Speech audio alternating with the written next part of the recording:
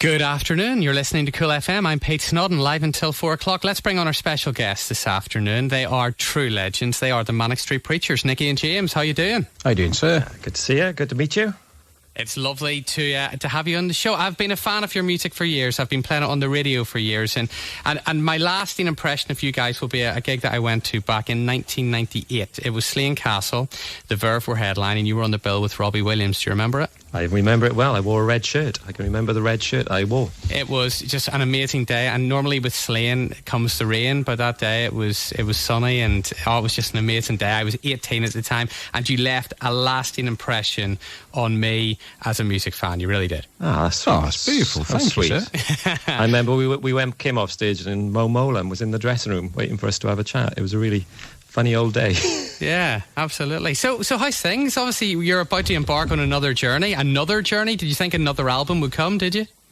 Yeah, I think, having our own studio in Cardiff, the one thing that we'd never scared of doing is creating, and we just love the process of writing lyrics, writing songs, and if we inspire ourselves, the three of us, then hopefully we can inspire other people. I think if that kind of that magic between the three of us goes, then it's going to go for everyone. But luckily we've still got it between us. So tell us a little bit about this new album.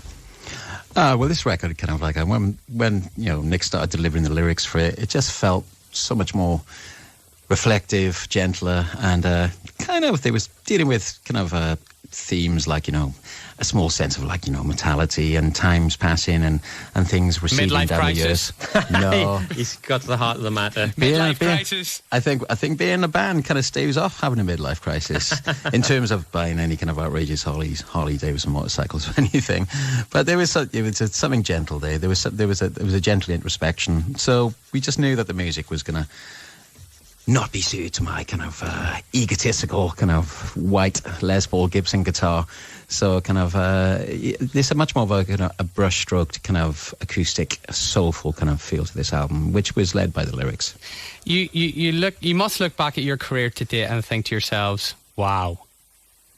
I don't know. I never think wow. Sometimes I think ouch. But it is truly bizarre that we're on our 11th record.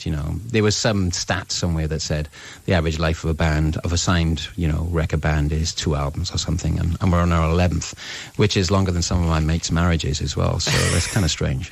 Yeah, it's even stranger that I've known James since I was 4.5. I mean, that's beyond strange, really. We're 44 now, and the fact that we still speak to each other every day.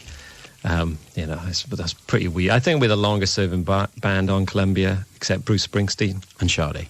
Well, you know what? You've got a wee while to go to catch up with Bruce Springsteen. We have. Keep working hard, boys. Yeah, I went to see him in Cardiff a couple of weeks back, and he played for 3 hours. I was like, Jesus, how does he do that? I went to see him in Belfast not that long ago as well, and he was absolutely phenomenal. He really, really was. Now, obviously, you guys are very proud Welshmen. Yes. Do you follow football?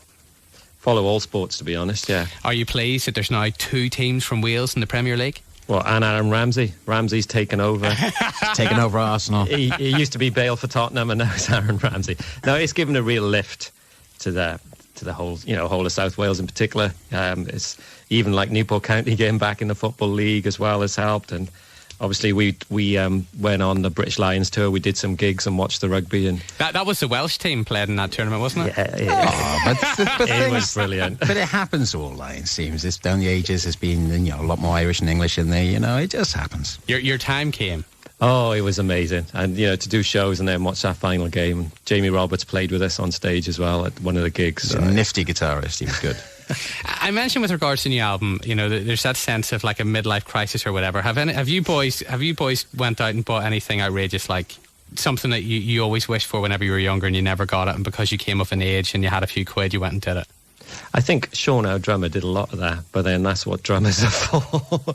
As soon as Sean learned to drive, there's a lot of cars that started appearing in the mid-30s, but I just buy the same things that I used to, but just more of them. CDs, clothes. I don't drive. I never wear a watch. I've never fallen down that dodgy trap of kind of James just does it with guitars, really. I am bought a guitar for 6 months. But, Well done. it's kind of He's visibly shaking as he says that. That kind of, I think the traditional midlife crisis is you're unhappy with what you don't have, but kind of like, perhaps the MSPpedia midlife crisis would be we're not happy with what we've become. Kind of thing. That would be the self-investigation. Don't even know if that's true. I don't really think we've gone through the midlife crisis. So the new album's coming, and then you're obviously going on tour. Yes, we got really kind of heavy schedule coming up. We're back to Belfast to play the Ulster Hall, which I think the last time we played there was 2008, 2009 maybe. On that particular night, are you going to just focus on the new album, or are you going to play all the hits? I think we'll be doing about 6 songs off the new album. Then kind of like, stuff like Motorcycle Emptiness, Design for Life, If You Tolerate This, Your Children Will Be Next. They'll all be in there. We're showbiz whores, we'll always play those songs. When the day that Tolerate went to number 1, we actually did a show in Belfast at the Ulster Hall. It was one of the best gigs we ever did because Tolerate had reached number 1, and the champagne was flowing, and it was a magical night. Well, we look forward to welcoming you back to Belfast. We're going to play the new single now. Show Me the Wonder. Tell us a bit about it. It's kind of the most uplifting track on the album, actually. It's us trying to sort of recreate our parents' Elvis 70s Elvis record collections. It's got a lot of brass, and it's just a kind of the idea that certain things are just unexplainable in life. Some music or whatever, certain footballer, you just can't science or any of the great kind of people who try to prove certain things. Some things are just magic, and I think that should be celebrated sometimes. Lads, whether you're going through a midlife crisis or not, all I'll say to you is this: keep living the dream. Okay, Cheers. Here's a new single. Thank you, the Manic Street Preachers. Thank you.